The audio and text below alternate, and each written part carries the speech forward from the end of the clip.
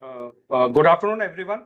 A very warm welcome to all the distinguished speakers and participants in today's webinar, which is based on the topic GST on healthcare services.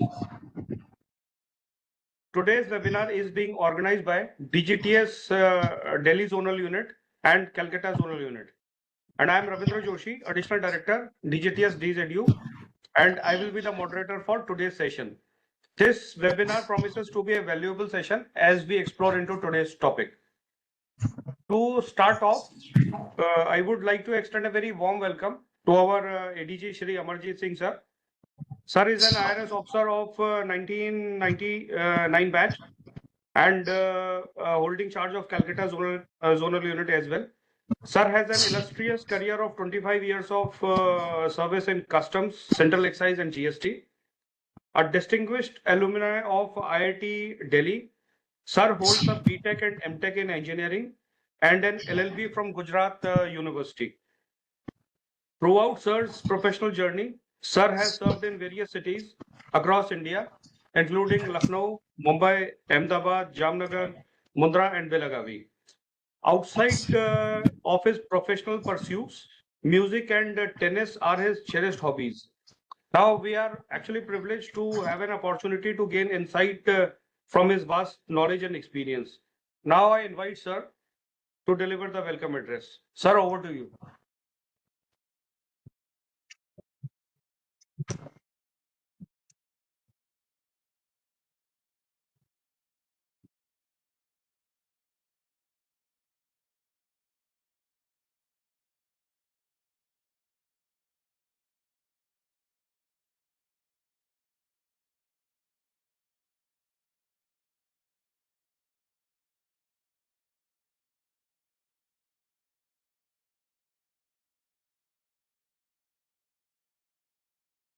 Sir, am I audible, sir?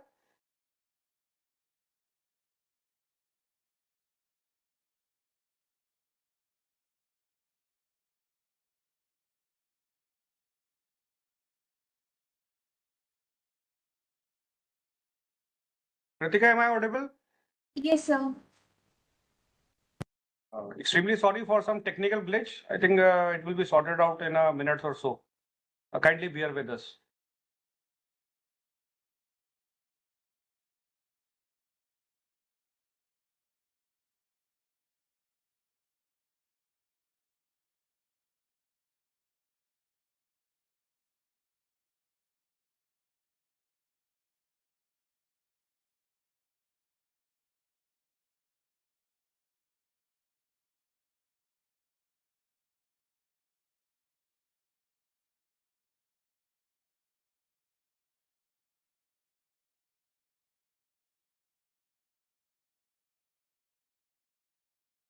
Extremely sorry, participants and everyone. There is, I think, some technical glitch with the system of our ADG, sir.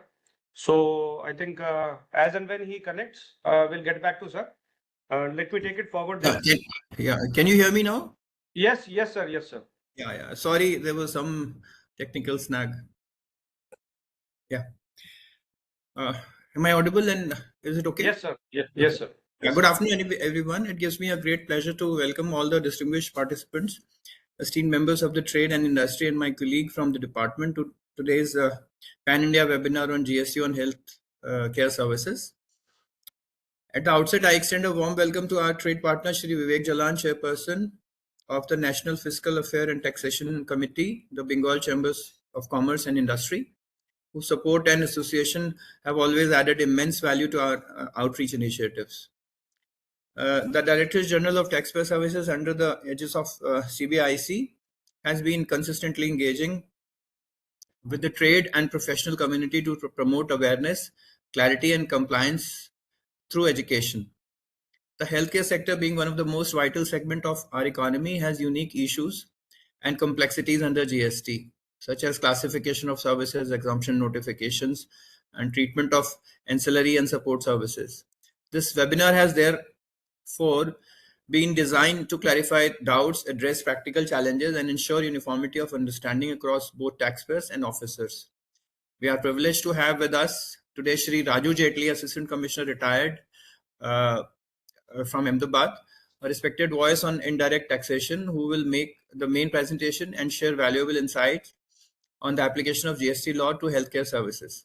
I also take this opportunity to acknowledge my colleagues, Shri Ravinder Joshi, Additional Director, DGTS Delhi Zone Unit, who is moderating today's session, and Ms. Parul Garg, Additional Director, DGTS Kolkata Zonal Unit, for her active involvement in conceptualization and organizing this event. Friends, the aim through such webinar is to create an environment where tax administration and taxpayers engage constructively, enhancing transparency and mutual trust. I urge all participants to make full use of this interactive platform by raising their queries and sharing their experiences. Once again, I welcome all of you and wish this session a great success. Thank you. Over to you, Ravi. Thank you, sir. Thank you so much. Your words have set a very strong foundation for today's discussion. Now I would like to introduce Ma'am Parul Garg. Ma'am is Additional Director at Zonal Unit of DGTS Calcutta. Ma'am is an IRS officer of 2008 batch. She holds a postgraduate degree in English literature from Punjab University. Throughout ma'am's professional journey, ma'am has served in various cities across India, including Agra, Ludhiana, Jalandhar, Chandigarh. Welcome, ma'am, and I would request to say a few words, ma'am.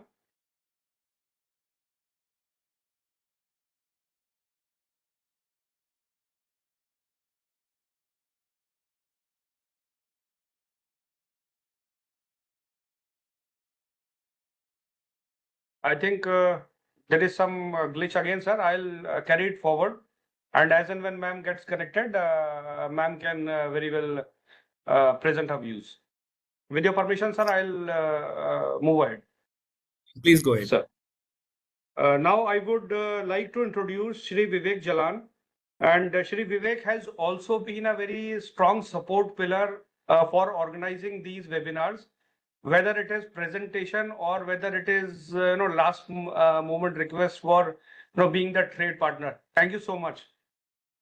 Shri Jalan is a distinguished chartered accountant, a qualified LLB, LLM, MBA, and a taxation expert with 20 years of experience.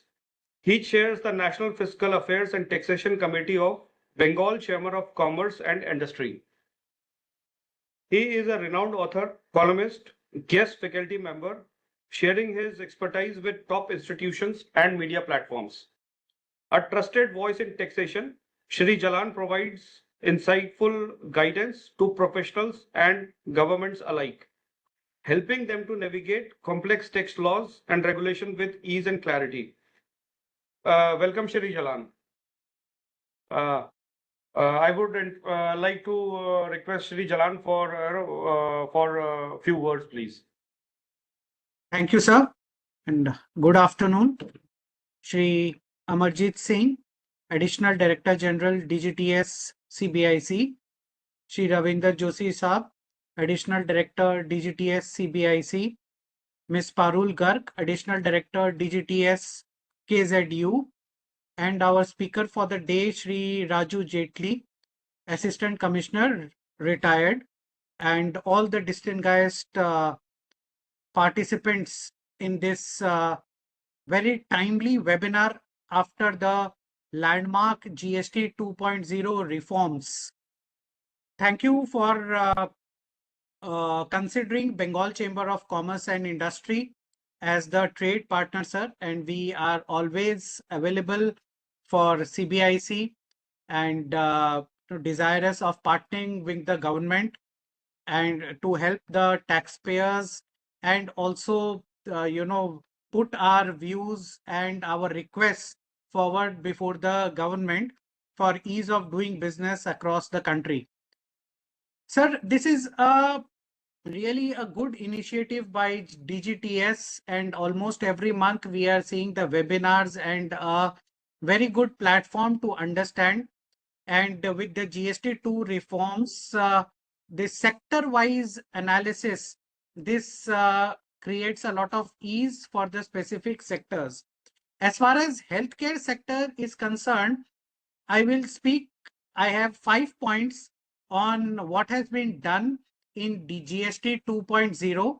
And of course, as always, trade and industry wishes a little more. So what is the further expectation of trade and industry as far as healthcare sector and what has been done?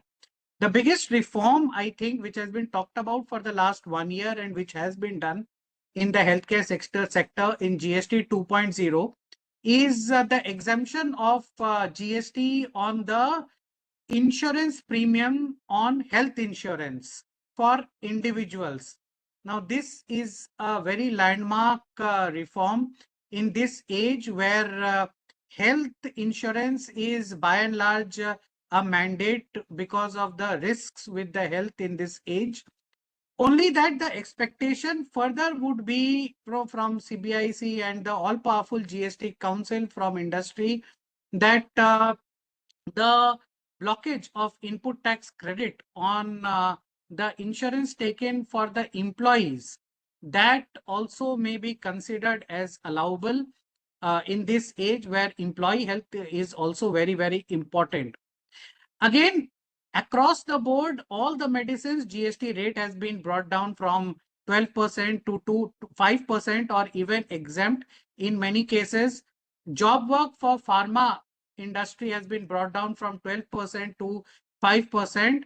And because the pharma industry manufacturing also suffers from inverted duty structure, a landmark reform that the refunds would be granted provisionally, 90% of the refunds within 7 days, that eases a lot of pressure of liquidity on the pharma sector.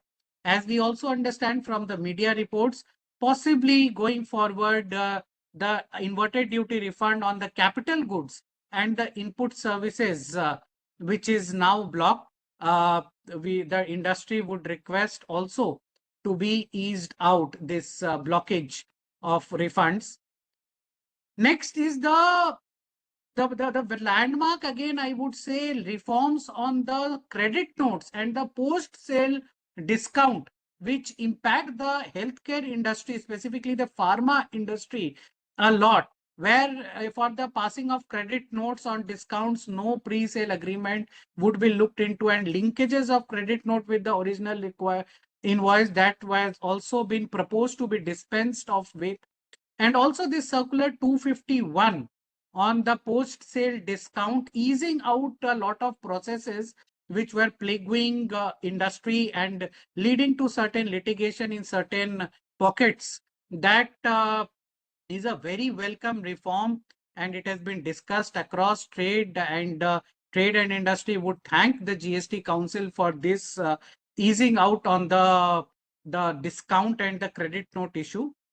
Sir, as we talk about this in the healthcare industry, we know that the age which we are in involves a lot of stress on the Gen Z, Gen X, and the millennials.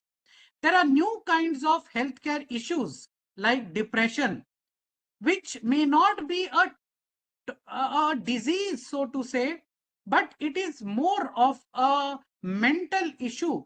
We have also seen a lot of initiatives in these kind of new era healthcare issues, which have been taken by the government of India. Sir, autism is one such disease, so to say, or I would say a healthcare issue in children, which as per a study would be plaguing 1 in every 68 individuals. So if we see over the next 10 years, possibly 5 million children and millennials would be impacted by autism. So possibly it is time that even these new era healthcare issues be classified as a healthcare service, and those rendering these services for these kind of healthcare issues like autism center be also brought in the lower GST bracket to help our millennials and to shape the future of the country. I think this is it from my side, sir. Thank you again very much for partnering and allowing Bengal Chamber of Industry to partner with CBIC. Other aspects, of course, our honorable speaker is there. Thank you very much once again. Thank you, Shri Vivek, for your views. I think the details will be covered in the upcoming presentation, but yes, you have made a very valid points. Thank you so much. Now, I would like to introduce for our main presentation, Shri Raju Jetli. Shri Raju is an IRS officer. He is an assistant commissioner retired from our department, who is highly accomplished GST trainer with degrees in LLB, MSc, and MBA. He has over 36 years of experience across all 4 CBIC formations, that is Customs, Central Excise, Service Tax, and GST, and 17 plus years in training within and outside the department. A recipient of prestigious GST Day Commendation Certificate from Honorable Finance Minister. Mr. Jetli is a serving guest faculty at NASEN and Gujarat State GST Training Institute. He has conducted extensive seminars, webinars for CGST, income tax, trade, industry bodies, and academic institutions. Welcome, Mr. Raju Jetli. Now, please go ahead with your presentation, and I'll leave the webinar to you. Thank you. Thank you, sir. Namaskar, Pranam, and Jai Hind. Very good afternoon to respected ADG, sir. Nice to see you, sir. And good afternoon to all senior officers who have joined the seminar, and my co-panelists, friends, colleagues, ladies and gentlemen. So, as sir said, I retired few months back, and this webinar particularly gives me immense happiness that I am of some use to the fraternity I cherish to belong to. So we'll begin the webinar, and first we will briefly see the changes that has been made in GST 2.0. And our medium of communication would be a mix of English and Hindi. For sir, hope I am audible to everybody. Excuse me, Mr. Jetli, your voice is actually not coming very loud and clear. Okay. Now it is better. Okay. May I proceed? Yeah, please go ahead. Yeah. Okay. So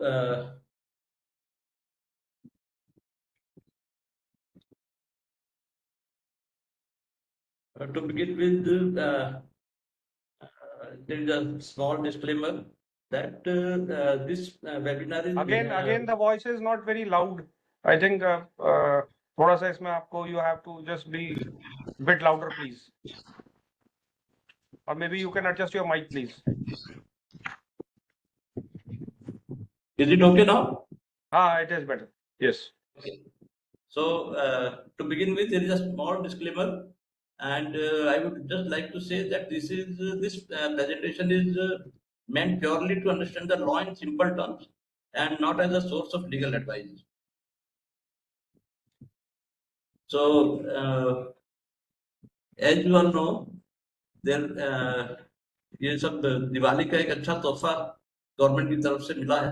तो 56 GST council में जो rationalisation of rate structure किया गया है, तो अब 3 ही rate है, सबको पता है. स्टैंडर्ड रेट है 18%, मेरिट रेट है 5% एंड डीमेरिट रेट है 40%. और ये सभी जो रेट चेंजेस हैं ये 22 सितंबर 2025 से एप्लीकेबल हैं, except tobacco products and some other. और अभी कुछ समय पहले काफी नोटिफिकेशन भी इशू हुए हैं, and these changes are formally implemented through various official government notifications also. So let us see briefly the impact of GST 2.0 on healthcare sector. तो जैसा जालान साहब ने बताया, जो individual health and life insurance जो है वो 18% से फुल्ली एग्जम्प्टेड सर्विस हो गई है. तो it has been a great relief, और गवर्नमेंट की प्रायोरिटी भी है कि हेल्थ केयर कॉस्ट को रिड्यूस किया जाए, अफोर्डेबल बनाया जाए. तो इसमें ये बड़ा अच्छा कदम है. 18% से फुल्ली नॉन टैक्सेबल हो गई है. और नेक्स्ट कैटेगरी है जो 18% से 5% हो गए हैं, तो दैट आर उसमें है थर्मोमीटर है, बैंडेजेस है, मेडिकल एंड सर्जिकल इक्विपमेंट्स हैं, CT scan machine, X-ray machine, ECG machine, nebuliser, surgical implant, pacemakers, heart stents etcetera etcetera. और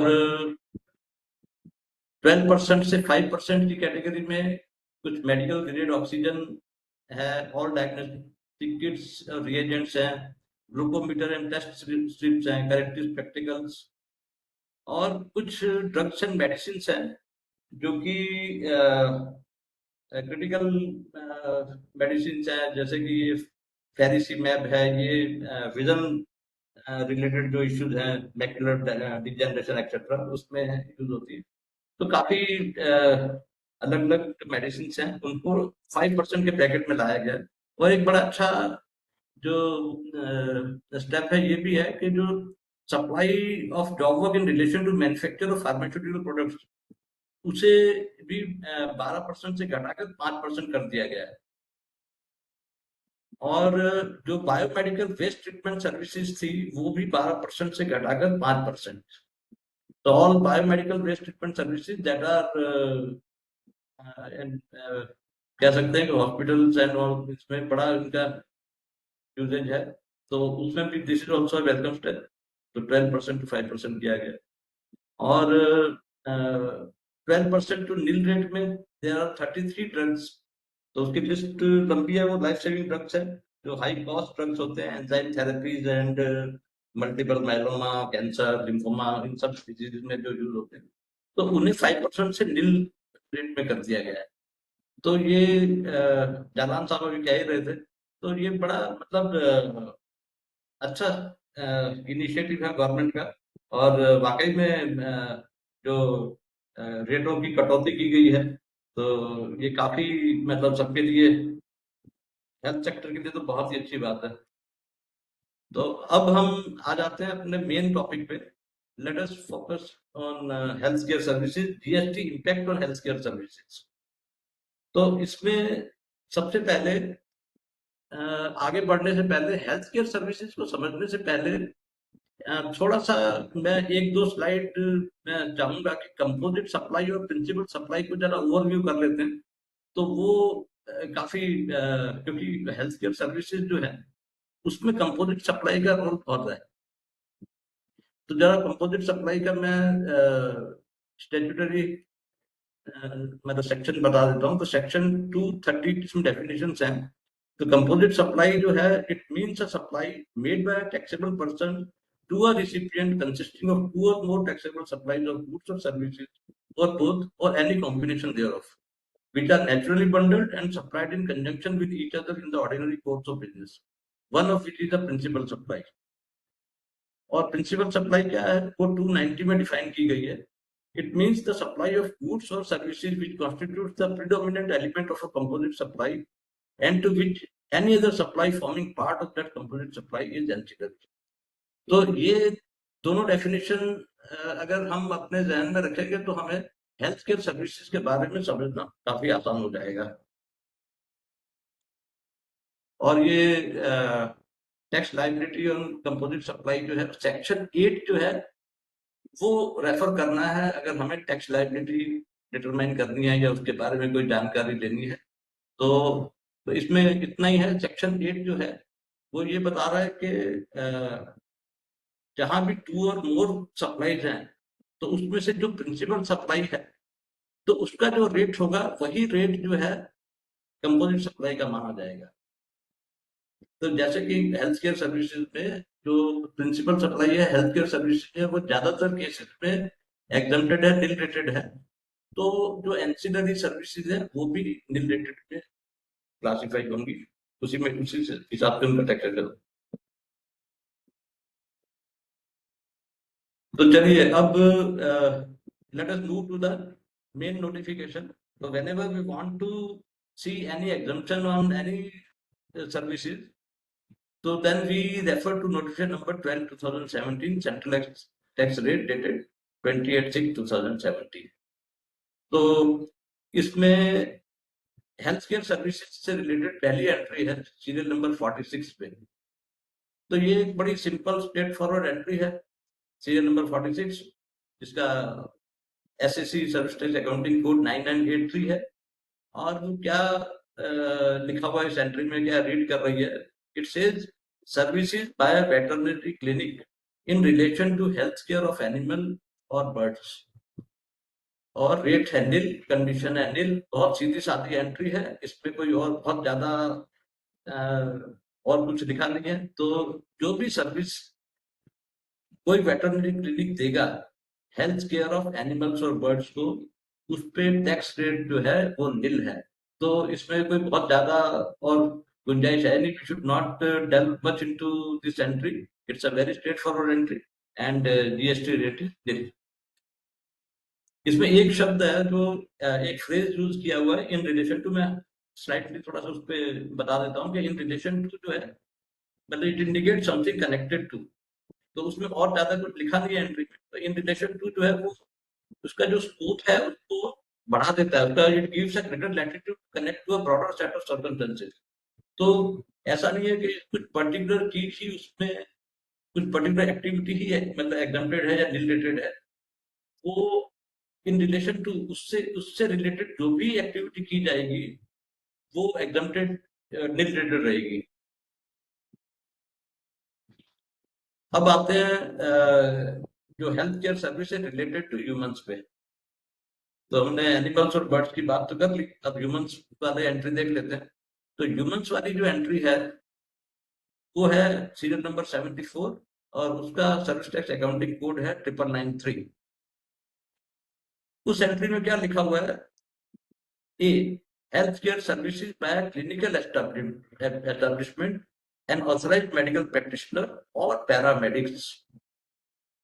तो इसमें एक बात तो की हुई है हेल्थ केयर सर्विसेज, तो हम आगे चल के देखेंगे, will see what is meant by health care service. Health care service को किस तरह से डिफाइन किया वो हम आगे देखते हैं। और आगे लिखा हुआ है कि by clinical establishment and authorised medical practitioner और पैरामेडिक्स।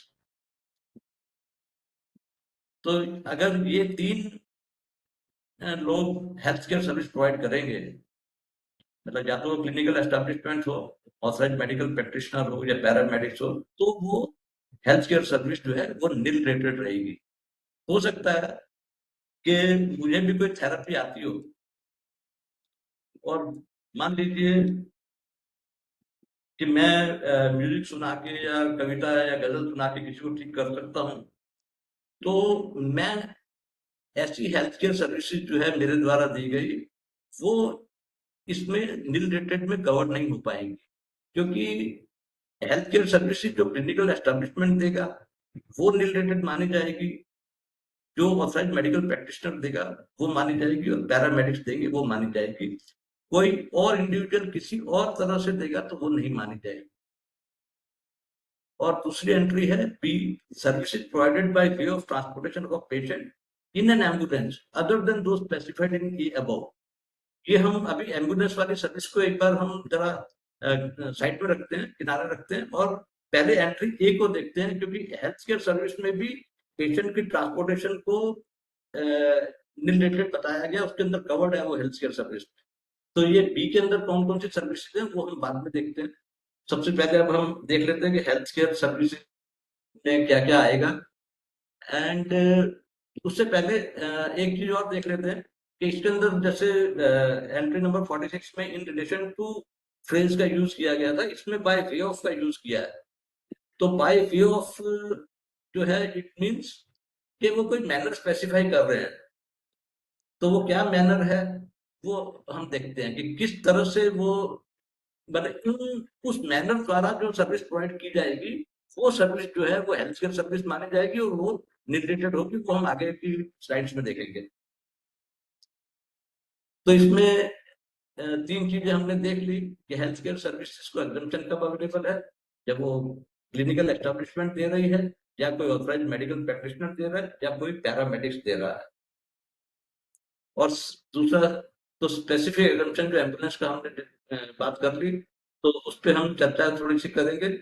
मतलब ये हेल्थ केयर सर्विस के अलावा जो है ये कहना चाह रहे हैं कि आज हो सकता है कि एम्बुलेंस सर्विस ये जरूरी नहीं है कोई क्लिनिकल एस्टेब्लिशमेंट प्रोवाइड करे, ये जरूरी नहीं है कोई पैरामेडिक्स प्रोवाइड करे, कोई ऑथराइज मेडिकल प्रोवाइड करे। इसके अलावा भी यदि कोई एनजीओ है, कोई और कोई एजेंसी है, कोई इंस्टीट्यूशन है जो एम्बुलेंस सर्विस प्रोवाइड करता है किसी भी तरह की, चाहे एयर एम्बुलेंस सर्विस हो, चाहे मैराइन एम्बुलेंस सर्विस हो, चाहे बाय रोड वाली हो, तो हर तरह की एम्बुलेंस सर्विस जो है वो स्पेसिफिकली उसको एग्जम्प्ट कर दिया गया है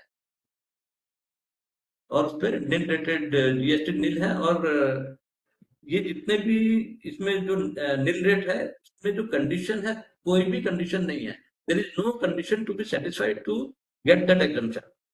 तो मतलब विदाउट एनी कंडीशन ये एग्जम्पशन अवेलेबल है। एक बार हेल्थ केयर सर्विस की डेफिनेशन देख लेते हैं। Health care service means any service by way of diagnosis, जो हमने आगे चर्चा की थी, बाय वे ऑफ, तो बाय वे ऑफ वो बता रहे हैं कि या तो डायग्नोसिस और ट्रीटमेंट और केयर, किसके लिए? डायग्नोसिस, ट्रीटमेंट और केयर किस किस चीज के लिए है? वो इलनेस के लिए भी हो सकती है, वो इंजरी के लिए भी हो सकती है, वो डिफॉर्मिटी के लिए भी हो सकती है, एबनॉर्मेलिटी के लिए भी हो सकती है और प्रेगनेंसी के लिए भी हो सकती है।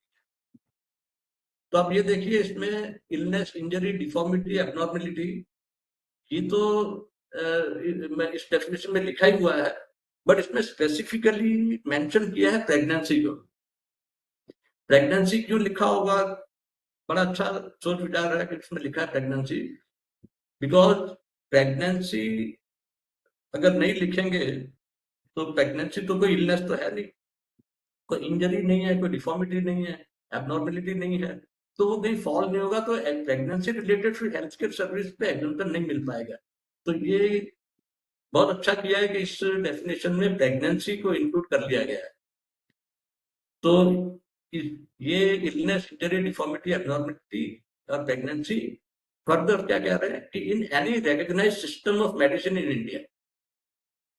तो ये जो ट्रीटमेंट और ये सब चीजें हैं, डायग्नोसिस है, तो ये हेल्थ केयर सर्विस में तभी माना जाएगा और रिलेटेड तभी होगा कि जब वो ऐसे व्यक्ति या ऐसे किसी चिकित्सक द्वारा की जाए जो कि recognised system of medicine India follow करता हो। तो जैसे कि अगर मैं कोई एग्जांपल दूं, तो यदि मतलब कोई ट्रीटमेंट, मान लीजिए कि आजकल जैसे रेकी एक ट्रीटमेंट है, प्राणिक हीलिंग एक ट्रीटमेंट है, तो यदि ऐसे किसी ट्रीटमेंट द्वारा, ऐसे किसी मेथड द्वारा यदि कोई हेल्थ केयर सर्विस प्रोवाइड करे और उसका पेमेंट वो रिसीव करे, तो फिर वो हेल्थ केयर सर्विस की डेफिनेशन में फॉल नहीं होता, क्योंकि वो recognised system of medicine in India अभी तक नहीं है। ऐसी सर्विस, ऐसी जो एक्टिविटी है, ऐसे जो मेथड्स हैं, वो अभी तक रिकॉग्नाइज नहीं है। तो इसमें ये बहुत जरूरी है कि वो recognised system of medicine India के थ्रू वो इंजरी और इलनेस का ट्रीटमेंट हुआ होना चाहिए। इसमें हेल्थ केयर सर्विस में आप देख लीजिए कि उसका जो इंक्लूसिव पार्ट है वो यही बता रहा है कि include services by way of transportation of the patient to and from a clinical establishment. तो इसमें बाय वे ऑफ ट्रांसपोर्टेशन लिखा है, एम्बुलेंस की बात नहीं लिखी है, क्योंकि एम्बुलेंस का तो स्पेसिफिक एग्जम्पशन दिया है। तो ये जो clinical establishments and authorised medical practitioners भी ये करेंगे, तो हेल्थ केयर में ये भी यहाँ भी एग्जम्पशन अवेलेबल है। और यदि कोई एनजीओ या कोई और इंस्टीट्यूशन या कोई एजेंसी एम्बुलेंस सर्विस प्रोवाइड करेगी जो कि पेशेंट्स के to and from clinical establishment होंगे, तो उनको भी एग्जम्पशन दिया गया है। अब ये इसमें ये जो है to and from clinical establishment, यानी ये थोड़ा स्कोप उसका लिमिटेड करता है कि भाई मतलब ये नहीं कि कहीं भी कोई इधर उधर किसी को भी ट्रांसफर करे, वो पेशेंट को अगर ट्रांसपोर्ट करता है और वो मतलब क्लिनिकल एस्टेब्लिशमेंट से जो पेशेंट की जो जगह है वहां तक ले जाए या वहां से लाए, तो फिर एग्जम्पशन अवेलेबल है। और इसके अंदर एक एक्सक्लूजन और है कि but does not include hair transplant और कॉस्मेटिक और प्लास्टिक सर्जरी। तो इसमें हेयर ट्रांसप्लांट इंक्लूडेड नहीं है हेल्थ केयर सर्विस में, कॉस्मेटिक और प्लास्टिक सर्जरी भी इंक्लूडेड नहीं। हाँ, वो किन कुछ परिस्थितियों में वो हेल्थ केयर सर्विस की डेफिनेशन में आ जाएंगे।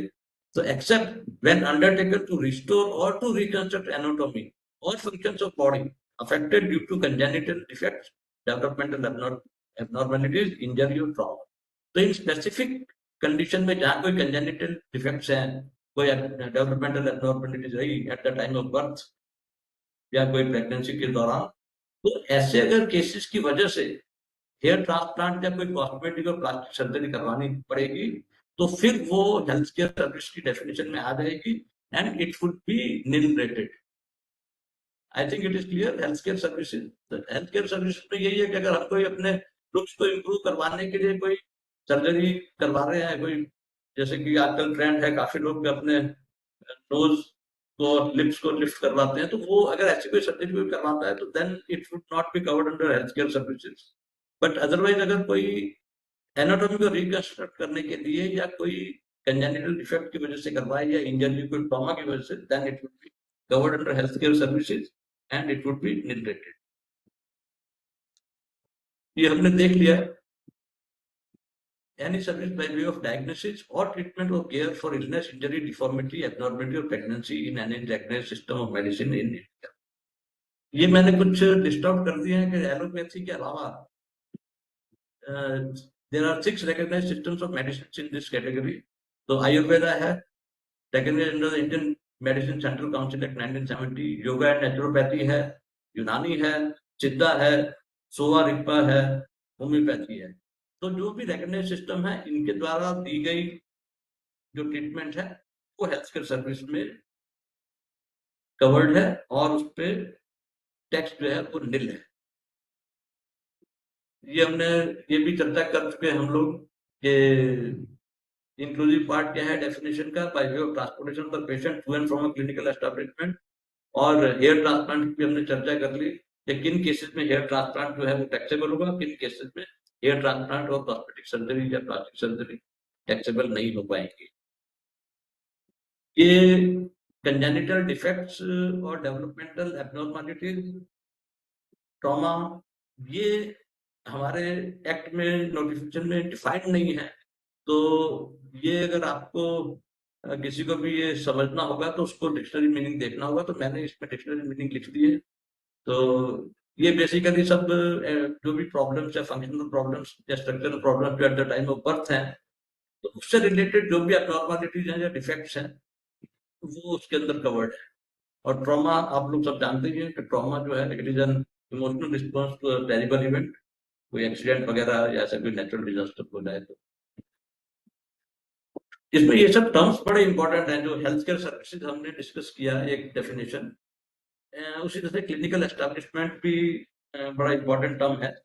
तो क्लिनिकल एस्टैब्लिशमेंट जो है, it means a hospital, nursing home, clinic, sanatorium or any other institution by whatever name called.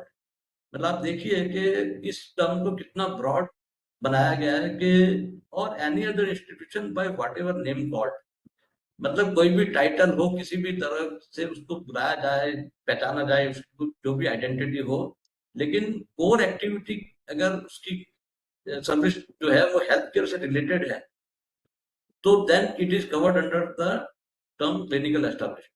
तो कोर एक्टिविटी पे फोकस है, न कि उसको किस नाम से जाना पहचाना जाता है, उस पर उतना फोकस नहीं रखा गया है, ताकि जो भी ट्रीटमेंट जिस भी तरह से जिसको भी अवेलेबल हो जाए तो वो टैक्स के दायरे से बाहर हो जाए।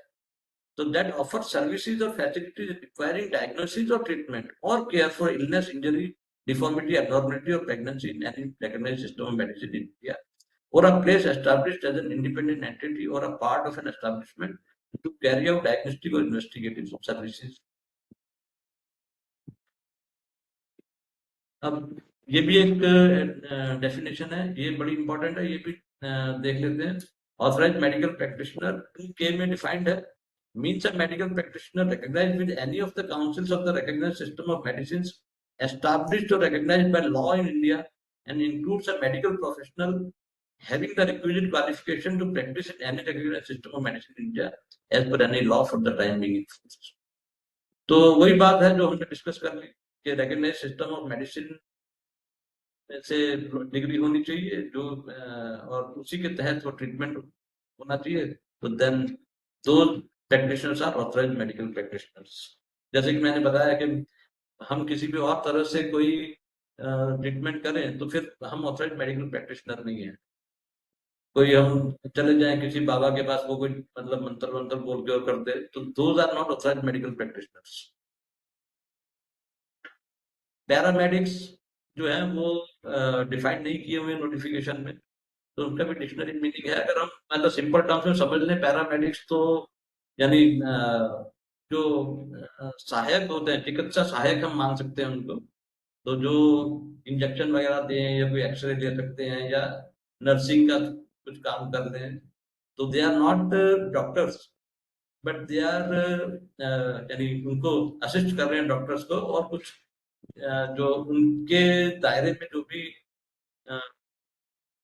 सर्विस आती है वो प्रोवाइड कर सकते हैं। तो ऐसे जो कैटेगरी है वो पैरामेडिक्स की है। ठीक है, हम अगर हिंदी में समझेंगे तो ज्यादा आसान हो जाएगा। चिकित्सा सहायक उसको कह सकते हैं। एक this is also very very important, entry number 74। अगर आप उसके वर्डिंग देखेंगे ना तो एंट्री नंबर 74 मतलब हमने बात तो की थी ह्यूमंस की, लेकिन entry number 74 does not restrict the applicability of exemption to only humans. तो जब भी कभी मतलब हमें कुछ इंटरप्रिटेशन करना है तो there has to be a conjoint reading of entry number 46 and 74। तो ज्यादा मतलब it would give a better clarity with respect to the exempted services provided by way of treatment, injury, deformity, abnormality, pregnancy, pathology, X-ray diagnosis, etc. क्योंकि entry number 46 में इन सब चीजों के बारे में नहीं लिखा हुआ था कि इंजरी, डिफॉर्मिटी, एबनॉर्मिलिटी और इन सब केसेस में क्या होगा। उसमें सिंपल वर्ड्स लिखा था इन रिलेशन। पर अगर दोनों को साथ में देखेंगे तो ये सब जो सर्विसेज है ये उसके अंदर कवर्ड है। तो always give a joint conjoint reading to entry number 46 and 74 whenever there is a question of interpretation. तो ये अब तक हमने ये समझ लिया कि notification number 12/2017 it provided exemption to vast majority of healthcare services provided by clinical establishment, outside medical practitioners and paramedics. तो यानी ये क्या है कि मतलब जनरल मतलब इंप्रेशन ऐसी फॉर्म हो जाती है कि हेल्थ केयर सर्विसेज जो है वो हर तरह से एग्जम्प्टेड है, उस पर कोई टैक्स नहीं है। बट जो जनरल इंप्रेशन या जनरल इंप्रेशन जो है कई बार क्या मिसलीडिंग होती है।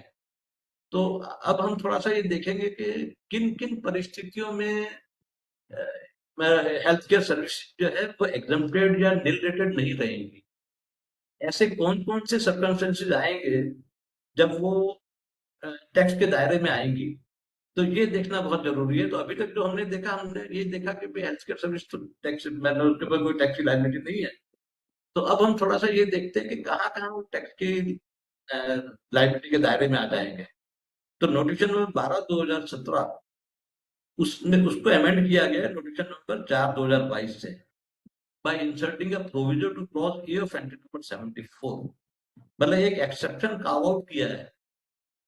By inserting a proviso, an exception has been carved out in the notification number 12/2017, and this notification is in force with effect from 18 July 2022।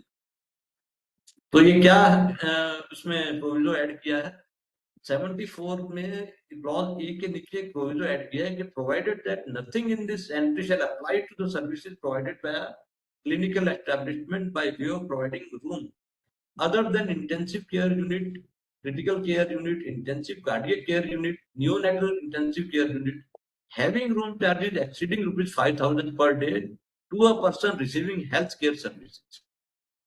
तो ये कह रहे हैं कि भाई इसमें जहां भी रूम चार्जेस 5,000 पर डे से ऊपर हो जाएगा तो वहां एग्जम्पशन बेनिफिट अवेलेबल नहीं होगा, ये कहना चाह रहे हैं। लेकिन वो आईसीयू या सीसीयू या आईसीसीयू होगा, एनआईसीयू होगा, तो कोई किसी भी सब प्रकार का कोई क्रिटिकल केयर यूनिट होगा, तो उसमें चाहे 5,000 हो, चाहे 10,000 हो, चाहे 15,000 हो, उसमें एग्जम्पशन अवेलेबल है। उसके अलावा के जो रूम्स होंगे उसमें 5,000 पर डे से यदि ज्यादा है तो फिर उसको एग्जम्पशन नहीं मिल पाएगा और उसको टैक्स पे करना होगा, चाहे फिर वो रूम जनरल वार्ड में हो, चाहे फिर वो कोई इंडिपेंडेंट रूम हो, ट्विन शेयरिंग वाला हो, सिंगल ऑक्यूपेंसी वाला हो, उन सब केसेस में 5,000 पर डे से ऊपर वाले पे टैक्सेबिलिटी आ जाएगी। तो ये एक थोड़ा सा एग्जम्पशन का आउट किया, जो पहले अवेलेबल नहीं था, लेकिन इसको 18 जुलाई 2022 से ये टैक्सेबल बना दिया गया है इसको। और जो टैक्स रेट के लिए जो नोटिफिकेशन 11/2017 इसको भी अमेंड कर दिया गया है bye way of notification number 3/2022 dated 13/7/2022 and this is also effective from 18th July 2022। तो इसमें आप देखिए कि एक new entry 31A has been inserted, तो बता रही है कि टैक्स 5,000 रुपए से ऊपर का अगर रेंट है तो टैक्सेबल है, लेकिन रेट क्या होगा, तो रेट होगा 5%, तो 5% उस पर टैक्स लगेगा। और credit of input tax charged on goods and services used in supplying the service has not been taken। तो ये भी कंडीशन है कि भाई मतलब आईटीसी का बेनिफिट नहीं लिया होना चाहिए। तो ये अब हम रूम रेंट को समराइज कर लेते हैं। तो for all ICU category rooms any amount of room rent charge is totally exempted without any condition. तो आईसीयू कैटेगरी के जितने भी रूम है, चाहे आईसीयू है, चाहे सीसीयू है, चाहे एनआईसीयू है, या किसी भी प्रकार का अगर वो क्रिटिकल केयर यूनिट है, तो 10,000, 15,000, 20,000 जो भी रेट है उसके ऊपर कोई जीएसटी नहीं है।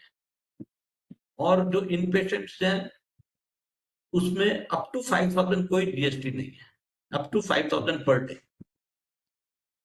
और यदि 5,000 से एक्सीड होगा, if it exceeds ₹5,000 per day, then GST at the rate of 5% with effect from 18th of July 2022 will be applicable।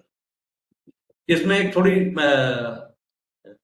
important जो है that we should keep in mind कि if room rent charge is suppose ₹6,000 per day, then GST would be payable on 6,000 and not on the differential amount of ₹1,000।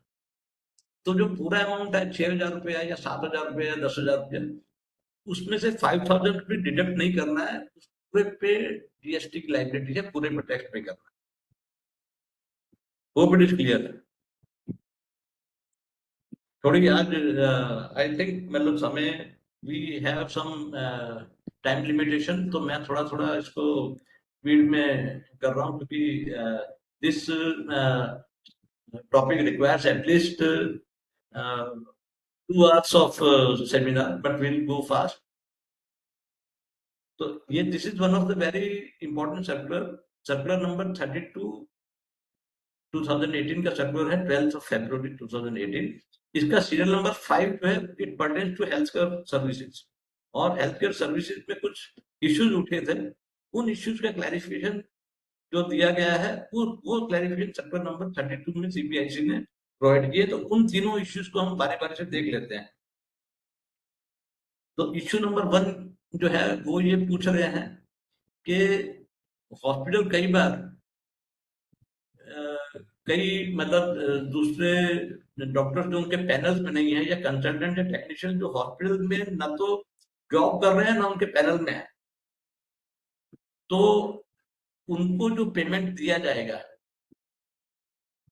तो क्या वो payment health care services में आएगा और क्या related होगा?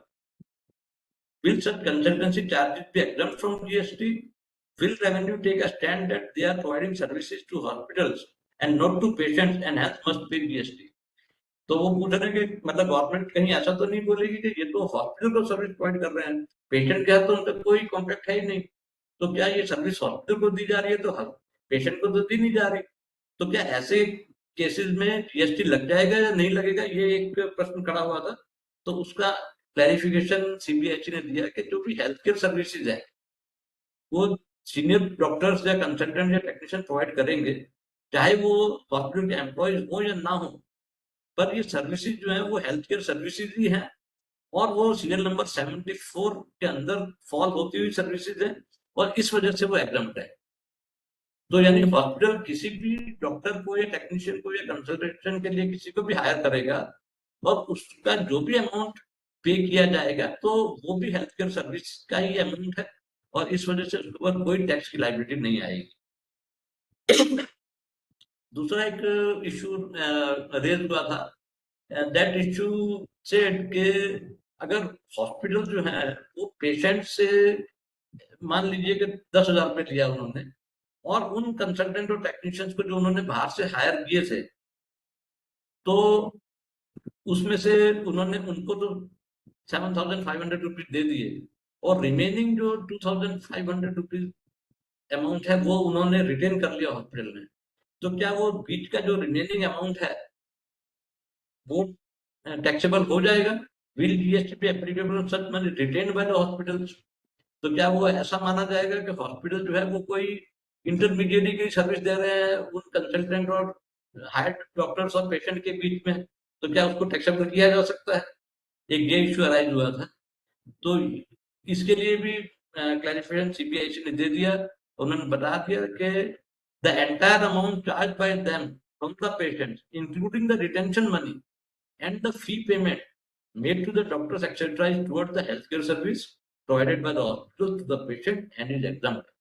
तो जो भी अमाउंट उन कंसल्टेंट्स को दिया जा रहा है या हायर्ड डॉक्टर्स को दिया जा रहा है वो अमाउंट की हेल्थ केयर सर्विस से पर्टेनिंग अमाउंट है और नॉन टैक्सेबल है, एग्जम्प्ट है। और जो डिफरेंशियल अमाउंट जो रिटेन कर लिया हॉस्पिटल ने वो भी नॉन टैक्सेबल है, वो भी एग्जम्प्ट है। तो ये दो क्लैरिफिकेशन जो थे उनका उन्होंने उत्तर दे दिया, क्लैरिफिकेशन दे दिया सीबीआईसी ने।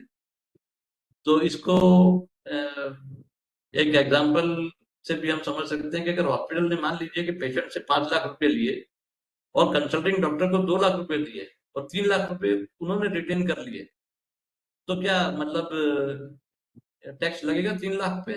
तो नहीं लगेगा, जो कि सीबीआईसी ने क्लैरिफिकेशन दे दिया है कि वो प्रिंसिपल सप्लाई अगर टैक्सेबल नहीं है तो part of the composite supply जो है वो भी टैक्सेबल नहीं है। तीसरा इश्यू जो रेज हुआ था वो ये था कि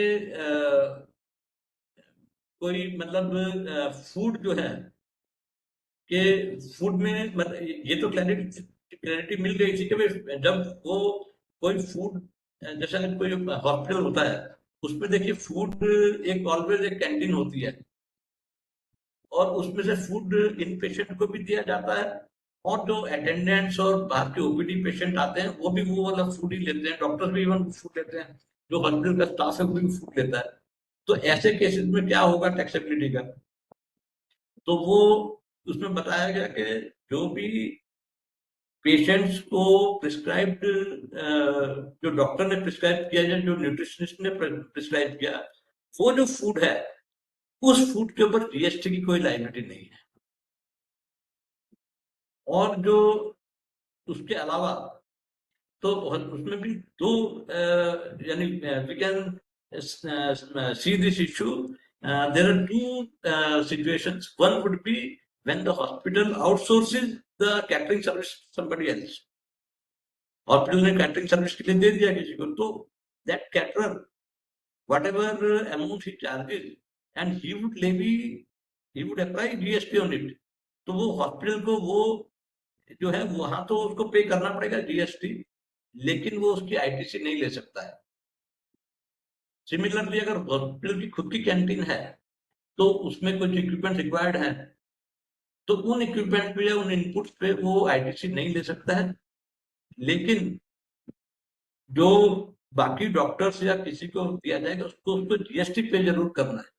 आईटीसी की फैसिलिटी अवेलेबल नहीं है लेकिन उस पर जीएसटी की लायबिलिटी है, एक्सेप्ट जहां जहां जो प्रिस्क्राइब्ड फूड है डॉक्टर द्वारा या न्यूट्रिशनिस्ट द्वारा तो उसके ऊपर जीएसटी की कोई लायबिलिटी नहीं। कई बार मतलब हॉस्पिटल में ऐसा भी होता है कि कोई पेशेंट एडमिटेड है, इन पेशेंट है, तो इन पेशेंट को डॉक्टर ने प्रिस्क्राइब किया है वो फूड है अब उसके अलावा उसकी मानो इच्छा होगी कि मैं मतलब और कुछ मंगा लूँ, इडली डोसा मंगा लूँ, छोले भटूरे मंगा लूँ, तो जो प्रिस्क्राइब फूड नहीं है उस पर तो जीएसटी भरना पड़ेगा, उस पर जीएसटी की लाइबिलिटी रहेगी। तो ये इश्यू नंबर 3 में ये क्लैरिफाई कर दिया कि other supplies of food by hospital to patient not admitted और देयर अटेंडेंट्स और विजिटर्स आर टैक्सेबल। तो ये 3 बड़े इंपॉर्टेंट क्लैरिफिकेशन है। This circular is very very important. Everybody who from the department side और फ्रॉम द ट्रेड साइड, तो ये circular जरूर देखें और तीनों क्लैरिफिकेशन जो है वो जरूर नोट कर लें, इन तीनों क्लैरिफिकेशन को। ये एक सिचुएशन जैसे मैंने बताया कि अगर मैं ओपीडी पेशेंट हूँ और मैं हॉस्पिटल में गया and I had a meal there, तो then naturally GST would be applied. Similarly ये हमने डिस्कस कर लिया आउटसोर्सिंग वाला भी। अब let us come to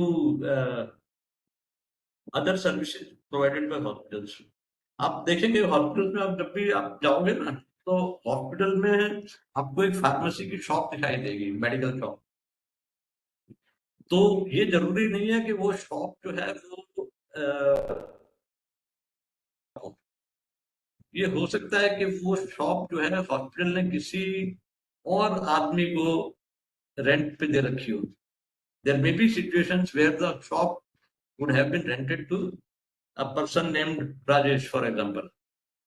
तो ये तो हेल्थ केयर सर्विस नहीं है, तो ये हेल्थ केयर सर्विस नहीं है, तो फिर एंट्री नंबर 74 में तो फॉल नहीं होगी। और एंट्री नंबर 74 में फॉल नहीं होगी तो उस पर तो जीएसटी देना पड़ेगा। It would be taxable. Similarly मान लीजिए कोई हॉस्पिटल है, उसका ऑडिटोरियम है, वो ऑडिटोरियम रेंट पे दे, तो फिर उसके ऊपर भी टैक्स लगेगा, क्योंकि वो तो कोई जीएसटी में हेल्थ केयर सर्विस की डेफिनेशन में नहीं आता है।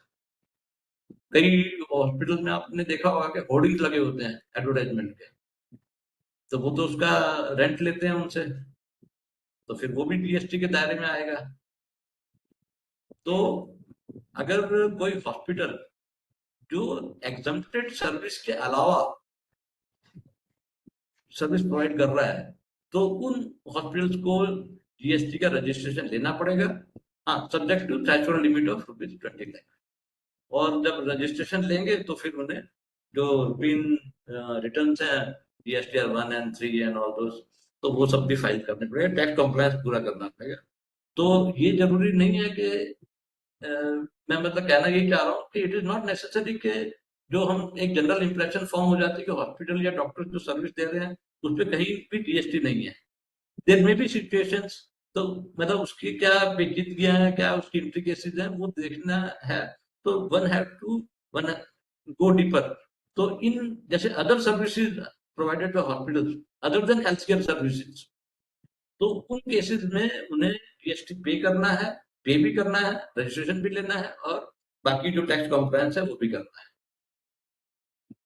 और registering under GST is mandatory when health care service provider offers any taxable service across several states. और नीडलेस टू से कि for the purpose of calculating annual aggregate turnover one must add up both turnover from taxable and non taxable supplies. तो ऐसी बहुत सी मतलब services होंगी जो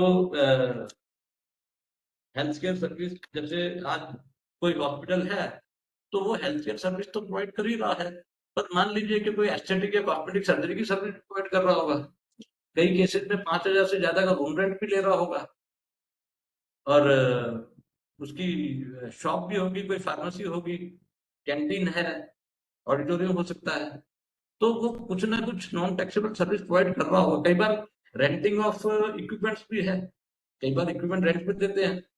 तो ऐसे रेंटिंग और इन सब केसेस में तो जो ये हेल्थ केयर सर्विस का मामला नहीं आता है। कई बार ट्रेनिंग प्रोवाइड की जाती है, तो कई बार मेडिकल लीगल ओपिनियन दिए जाते हैं, तो ये तो सब उसमें नहीं आते हैं हेल्थ केयर सर्विस में। अब इसके बाद हम आ जाते हैं स्पेशल केसेस के जो क्लैरिफिकेशन है, ये बड़ा इंपॉर्टेंट है। 47 जीएसटी काउंसिल मीटिंग में ये क्लैरिफाई किया गया कि जो आईवीएफ से जो ट्रीटमेंट होता है, असिस्टेड रिप्रोडक्टिव टेक्नोलॉजी ART और इन विट्रो फर्टिलाइजेशन, उस पे भी जीएसटी का एग्जम्पशन अवेलेबल है, क्योंकि वो हेल्थ केयर सर्विस में प्रोवाइड होता है। तो इसका जो सर्कुलर नंबर है, ये चाहे तो सब लोग नोट कर सकते हैं, सर्कुलर नंबर 177 डेटेड 3/8/2022। तो क्या क्लैरिफिकेशन है इसमें, उसका सीरियल नंबर, ये बड़ा लंबा नोटिफिकेशन है, उसमें सर्कुलर है, इसमें सीरियल नंबर 13.4 जो है, इट इज मतलब रेलेवेंट टू IF ट्रीटमेंट और प्रोसीजर। तो what are the circular says? The circular says the abnormality of the disease of the ailment of infertility is treated using ART procedure such as IVF. It is clarified that services by way of IVF are also covered under the definition of healthcare services for the purpose of our exemption notification, that is notification number 12/2017. तो ये बता रहे हैं कि ये भी मतलब infertility को ही ट्रीट करने के लिए, तो अल्टीमेटली मतलब ये भी कोई एबनॉर्मलिटी ही थी जिसको ट्रीट किया गया, तो it would fall under health care definition of healthcare services and would be eligible for exemption. एक और नोटिफिकेशन इंपॉर्टेंट है, notification number 28/2018 central tax dated 31 दिसंबर 2018, तो जिसमें रिहेबिलिटेशन थेरेपी और counselling and such services provided by rehabilitation professionals recognised under the rehabilitation council of India act. तो ये सब जो है ना वो भी, तो क्योंकि हमने, आपने तो याद होगा, हमने जब हेल्थ केयर सर्विस देखा तो उसमें केयर भी इंक्लूडेड है। तो केयर मीन्स जो पोस्ट ऑपरेटिव या पोस्ट ट्रीटमेंट की जो एक्टिविटी है, जो सर्विसेज है वो, तो रिहेबिलिटेशन है, मानो किसी को ड्रग एडिक्शन सेंटर में रख दिया, तो ऐसे केसेस जो है, या किसी को काउंसलिंग, या किसी मेंटल इलनेस है तो उसकी काउंसलिंग है, या कोई ट्रॉमा में से निकला उसकी काउंसलिंग है, तो थेरेपीज हैं। तो ऐसे सब जो सेंटर्स हैं, तो उनको भी जीएसटी के दायरे से बाहर है, उनके ऊपर भी नील रेट ऑफ जीएसटी है। तो this notification is also very important, not only treatment and diagnosis but also post treatment, that is care. तो केयर के दायरे में ये सब सर्विसेज आ जा रही है। एक और इम्पोर्टेंट सर्कुलर है 51/2018। तो 51/2018 में एक ये भी इश्यू अराइज हुआ था कि कई एम्बुलेंस सर्विस प्रोवाइडर ऐसे हैं कि जो डायरेक्टली पेशेंट को ट्रांसपोर्ट नहीं कर रहे हैं, वो एम्बुलेंस जो है सेंट्रल गवर्नमेंट या स्टेट गवर्नमेंट या किसी गवर्नमेंट एजेंसी को दे रहे हैं। तो क्या वो सर्विस पेशेंट को दी जा रही है या उस गवर्नमेंट एजेंसी को दी जा रही है जिसने वो एम्बुलेंस हायर की? तो क्या वो टैक्सेबल होंगी कि नहीं होंगी? तो ये भी सर्कुलर द्वारा क्लैरिफाई किया गया कि ऐसी सर्विसेज जो एम्बुलेंस प्रोवाइडर डायरेक्टली गवर्नमेंट को दे रहे हैं, फिर गवर्नमेंट उनको फर्दर यूज करेगी फॉर पेशेंट ट्रांसपोर्टेशन, तो वो जो सर्विस है वो भी एग्जम्पशन के दायरे में है और उसके ऊपर भी जीएसटी कोई एप्लीकेबिलिटी नहीं है। तो उसमें उस नोटिफिकेशन में सीरियल नंबर 3 एंड 3A जो है उसके तहत उसको बेनिफिट दिया गया है। Serial number 3 covers all pure services and 3A where predominant मतलब नेचर जो है वो सर्विस का है, 75% सर्विस है, 25% गुड्स है। तो this circular provides exemption to ambulance services provided by a service provided to government. So this is also very important. मतलब इन शॉर्ट कि जहां पे आप तो देखेंगे तो मैक्सिमम केसेस में एग्जेम्पशन प्रोवाइड किया गया है, only when there are specific cases जहां की एग्जेम्पशन नहीं है और ऐसी सर्विसेज जो कि हेल्थ केयर के दायरे में नहीं आती उन पे टैक्सेबिलिटी। ये कुछ एडवांस रूलिंग्स हैं, वो हम जरा फटाफट देख लेते हैं इन्हें। तो एडवांस रूलिंग जो है वो यानी उनका कोई मतलब ब्लैंकेट एप्लीकेबिलिटी नहीं होती है, लेकिन फिर भी हमें मतलब समझने के लिए एडवांस रूलिंग देखना बड़ा जरूरी है। और मैं सबसे रिक्वेस्ट करता हूँ कि कहीं भी कुछ डिस्प्यूट हो तो पहले थोड़ा सा एडवांस रूलिंग देख लेंगे तो बहुत ही यानी अच्छा व्यू मिल जाता है। तो ये एक एडवांस रूलिंग है, Spandana rehabilitation research and training centre Karnataka की एडवांस रूलिंग अथॉरिटी है। तो उन्होंने बोला कि भाई ये क्वेश्चन ऐसा रेज हुआ इसमें कि जो ट्रेनिंग नर्सेज और साइकोलॉजिस्ट है तो उनकी एक ट्रेनिंग करवाएगी जो न्यूरोलॉजिकल और मेंटल डिसऑर्डर और न्यूरोलॉजिकल इलनेस के बारे में उनको ट्रेनिंग दी गई। तो फिर ट्रेनिंग के एंड में उनको टेस्ट लिया गया, उसके बेसिस पे सर्टिफिकेट इशू किए गए। So applicant was of the understanding that training imparted to nurses and psychologists would form part of healthcare service, and hence GST would be exempted. तो क्या वो उनका सोचना ठीक था या नहीं ठीक था, ये एडवांस रूलिंग ने बताया कि हेल्थ केयर सर्विस की जो डेफिनेशन है, अगर हेल्थ केयर सर्विस की डेफिनेशन देखेंगे तो to become a health care service it should be a service by way of diagnosis और ट्रीटमेंट और care for illness, injury, deformity, abnormality of pregnancy. But here the applicant is providing practical training to nursing student and psychologists, and hence the same is not covered under healthcare service. तो ऐसी जो training वगैरह जो दी जाएगी तो वो तो health care service में नहीं है, नो डाउट वो बाद में हेल्थ केयर के लिए यूज होंगी, but this would not form part of the health care services at the time of training, तो फिर वो टैक्सेबल रहेगी। एक और एडवांस रूलिंग है, उसमें पूछा गया कि Arden health care private limited कि भाई whether health care services provided to patients at the residence by the applicant through qualified nurses and other technically qualified persons are taxable in GST. तो ruling दी गई कि service जो है वो taxable नहीं होंगी, तो सर्विस प्रोवाइडर एप्लीकेंट वो तो 74 में कवर्ड है, केयर की सर्विस तो कवर्ड ही है, तो अगर उनके रेजिडेंस पे दी जा रही है तो ऐसा कोई रिस्ट्रिक्शन नहीं है कि रेजिडेंस पे नहीं दे सकते, तो that would be taxable, that would not be taxable rather. एक ये भी इंटरेस्टिंग एडवांस रूलिंग है AAR गुजरात का, गुजरात दिव्य जीवन हेल्थ केयर, उसमें उन्होंने बोला कि हम 10 लाख रुपए लमसम ले लेंगे और 20 साल तक हम हेल्थ केयर सर्विस प्रोवाइड करेंगे। तो एडवांस में लिया गया जो 10 लाख रुपया है 20 साल के लिए, तो क्या ये भी हेल्थ केयर सर्विस के दायरे में आएगा या कुछ एडवांस पेमेंट का होने से उसका इफेक्ट बदल जाएगा? तो इसमें बताया गया एडवांस रूलिंग में कि चाहे वो लमसम क्यों ना लिया गया हो, बात तो डायग्नोसिस और ट्रीटमेंट की है, तो इससे कोई उसका सप्लाई का मतलब हेल्थ केयर सर्विसेज की सप्लाई का नेचर नहीं बदल जाता, तो ये भी हेल्थ केयर सर्विस के दायरे में ही आएगा, and there would be no leviability of GST on any lump collected in advance. ये एक है वो डाबर इंडिया से रिलेटेड है, ओडोमस का था, तो ओडोमस क्योंकि जो है वो प्रिस्क्राइब मेडिसिन नहीं है, तो उन्होंने उसमें भी यही रूलिंग दी कि मतलब उसको डॉक्टर कोई प्रिस्क्राइब नहीं करते हैं तो उसको मेडिसिन नहीं माना जाएगा, Odomos would not be considered as medicine. ये कुछ advance ruling, there are few advance rulings which I have listed, and यानी there are number of vast number of advance ruling, देख सकते हैं, उससे हमें भी would get a better idea कि किन किन केसेस में किन किन सिचुएशंस में there would not be liability or there would be some liability of GST. तो this we end up with the, if time permits then we can have a little quiz.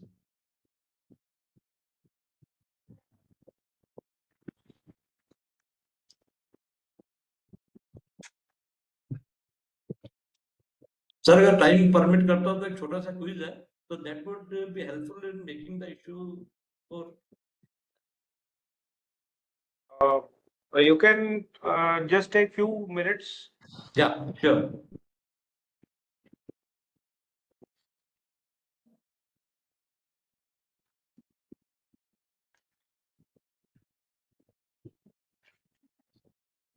GST is applicable on doctor's fee charged by hospital from an outdoor patient. True or false?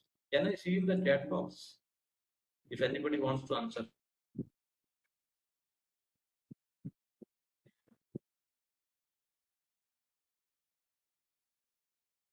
There are some.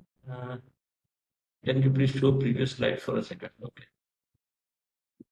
The registration mandatory for exempt health.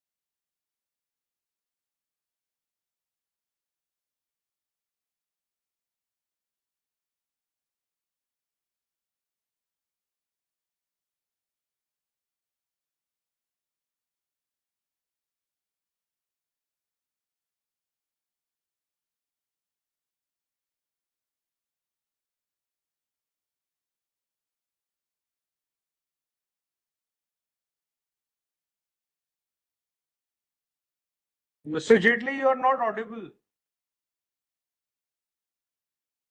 You're not audible at all.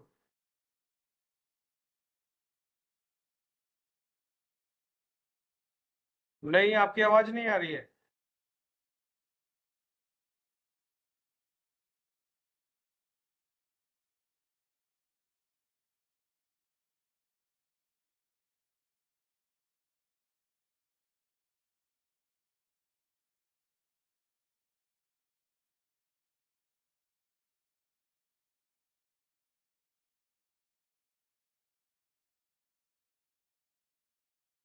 Jaitley साहब, आपकी आवाज नहीं आ रही है.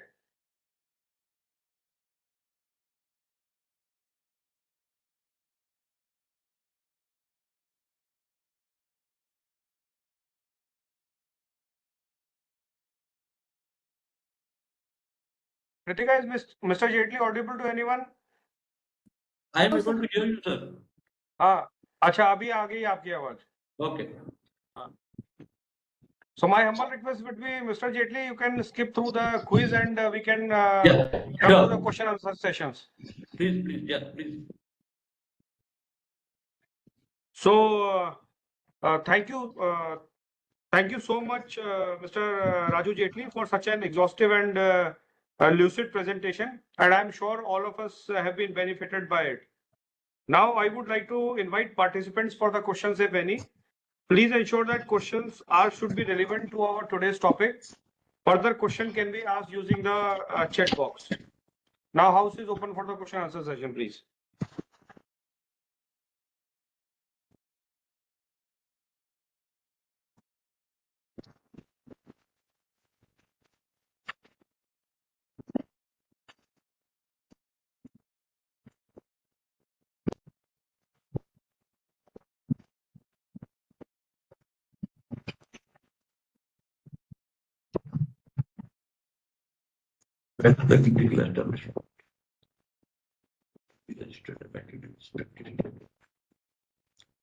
There is a question whether the clinical establishment to be registered and mandatory with respective state or central government. So I am not able to figure out what is being asked actually. Whether the clinical establishment to be registered and mandatory with respective state or central government. So whatever clinical establishment is there, if he is providing only the healthcare services, then there is no need to get registered. But if they are providing any services which doesn't form part of the healthcare service, then they have to get registration. And whether they'll be under state jurisdiction or central jurisdiction, they can't decide on their own, and registration is automatically granted. If a clinic runs a laboratory, is it liable to GST? No. If they are providing diagnosis services through a laboratory within the hospital, then there is no GST on it. Even laboratories outside the hospital, there is also no GST. Laboratories outside the hospital.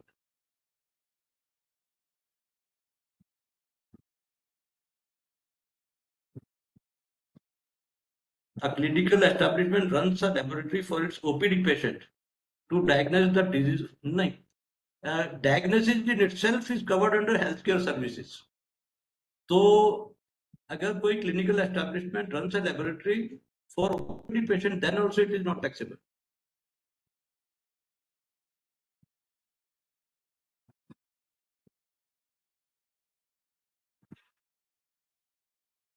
So mainly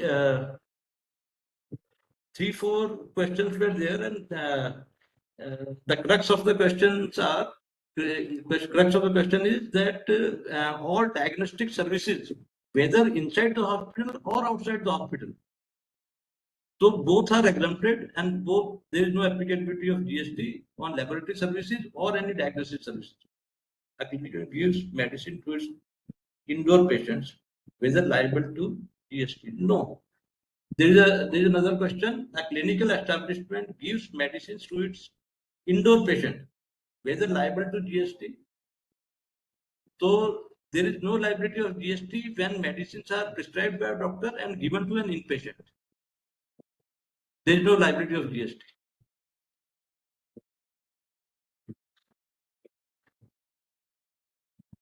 We everybody we have to see whatever is covered by way of diagnosis, treatment with respect to injury and whatever is prescribed by the doctors.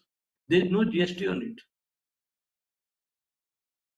GST would apply only in cases where the room rent charges are more than 5,000. Non-ICU rooms, ICU have no such limit of 5,000 rupees. Any more questions, please?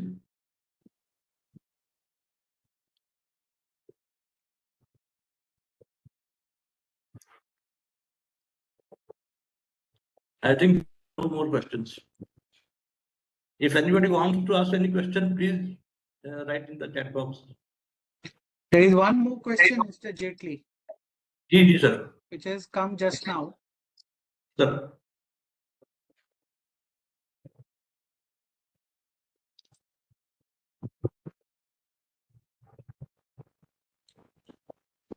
Mr. Jalan, if you have questions that you would like to answer, you are also free to step in. No issues.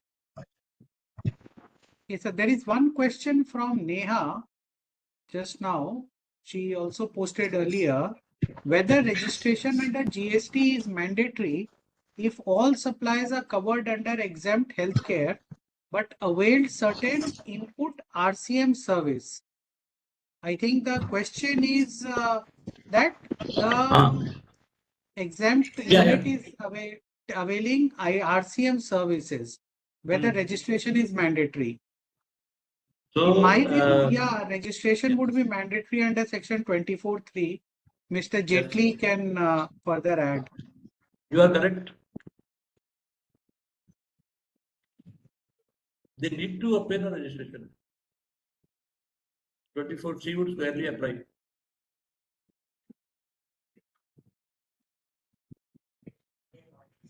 So I think we are done the with all the registration. questions. Yeah. Hello. Any further questions are yet to be answered?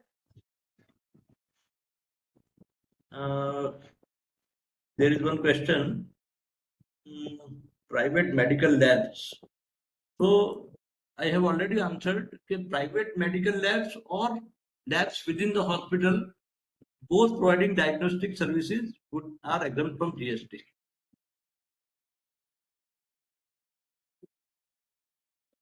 Even testing and diagnosis of blood tests and etc. done in camps, that is also exempted. So I think it was indeed a good experience for all of us. And in a very short span of time, we have been enriched with all the information on GST and healthcare services. And credit goes to all the presenters as well as the participants, without whom this webinar would not have been I would say, success. We extend our heartfelt gratitude to our ADG, Shri Amarjeet Singh sir, for sharing his views with us. And also, I would like to thank Parul ma'am for being a part of this webinar. Now, on behalf of DGTS, DZU and KZU, I take this opportunity to propose a vote of thanks to those who have directly and indirectly contributed to this webinar, GST on healthcare services, organized by DZU and KZU combinedly. Also, thanks to Shri Vivek Chalan for sharing his valuable experience, and a very special thanks to our presenter, Shri Raju Jaitley, for his presentation and speech that made us understand the topic so very well. In the end, I would like to thank all the participants for their support and time for the webinar. Thank you so much. Have a very good evening. Thank you.